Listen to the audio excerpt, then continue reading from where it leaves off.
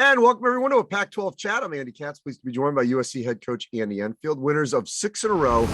And all that USC does to close the season is they've got Arizona and at UCLA.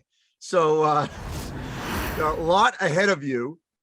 Teams in your neighborhood, chance to either finish second or who knows, maybe get a piece of this title. Quite a run of late, especially by Drew Peterson. What do you attribute to this late consistency surge to put USC in this position? Well, we've won 6 games in a row. We're playing well. Our last loss was in Tucson. We played the Wildcats to the last minute of the game. We had a lead late, couldn't make a shot to pull off the home or the road upset. But I think our players are really bought in defensively. They're playing very well together offensively, sharing the basketball. We're taking good shots, especially in crunch time when the games are on the line. And we're defending at a very high level. So we've had other guys step up. Drew Peterson's been terrific lately. Isaiah Mobley continues, although he didn't play the UCLA game, and we still were able to pull that victory out. Boogie Ellis and Chavez and guys off the bench, the 2 freshmen, Dixon Waters, and Kobe Johnson are playing great basketball. Josh Morgan had a terrific block shot or a challenge to finish the game. And then Max Agmampola has had some huge games for us. He had 16 the other night on the road. So our core guys, it seems like they're really gelling at the right time. They're playing very well together. Well, and also, specifically like Drew, think of the Oregon game, and I mean, he's done this all season. At what point did he become that confident a player where game on the line, give me the basketball, I'm going to make something happen? Yeah, he's not afraid of the moment. We can give him the ball either as a passer or a shooter, as you watched in the Oregon game. The first time out with 40 seconds left, we ran a slip play, and they both ran to him. He threw it a perfect pass to Isaiah, who laid it in. And then the second time, they both ran to Isaiah, and he shot the 3 and made the shot. So then he had a crucial block with 8 seconds left or 5 seconds left to put the ball out of bounds. So Drew has really become a go-to guy in crunch time. But we have other guys like Ethan Anderson has been terrific for us under pressure lately. He's an experienced junior point guard, lead guard. And Boogie Ellis made a game-winning shot against Washington State. We cleared out for him, and he made a big-time shot with 1 second left. So Drew's playing really well, but it's nice to have other options as we go through this late part of the season. And I'm thinking back to a couple of those losses when it was just odd. I mean, you have the no fans at home and the no fans at Stanford at it was like a noontime type game.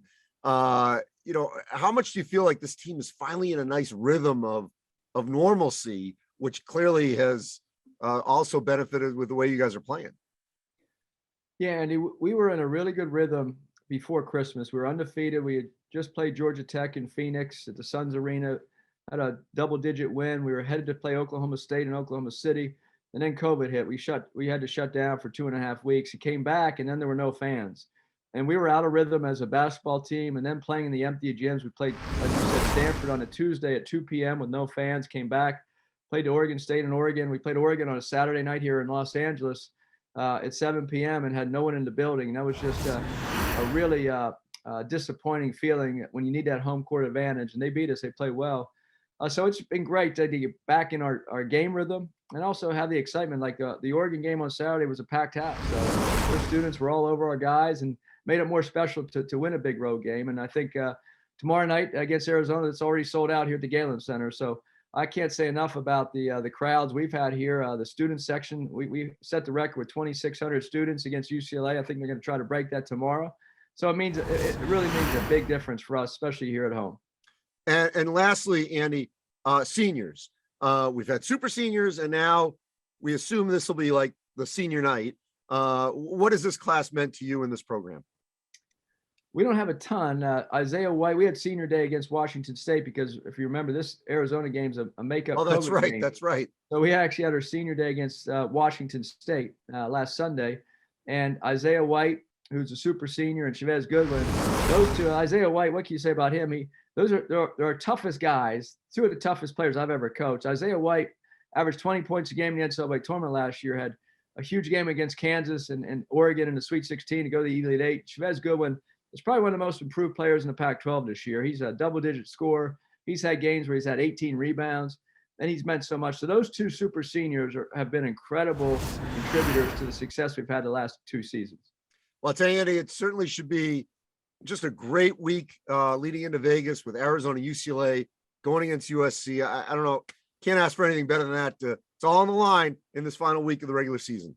Well, what a way to finish. We had to play Oregon State Thursday on the road. Then we go to Oregon on the road, Arizona at home, and on the road again to Pauley Pavilion, UCLA. So this is what college basketball is all about. The environments we're playing in and the fact that we're ranked and so are the other two teams here we play this week. It's going to be a great week for the Pac-12 and hopefully the Trojans. Appreciate it, Andy. Thank you. Thank you.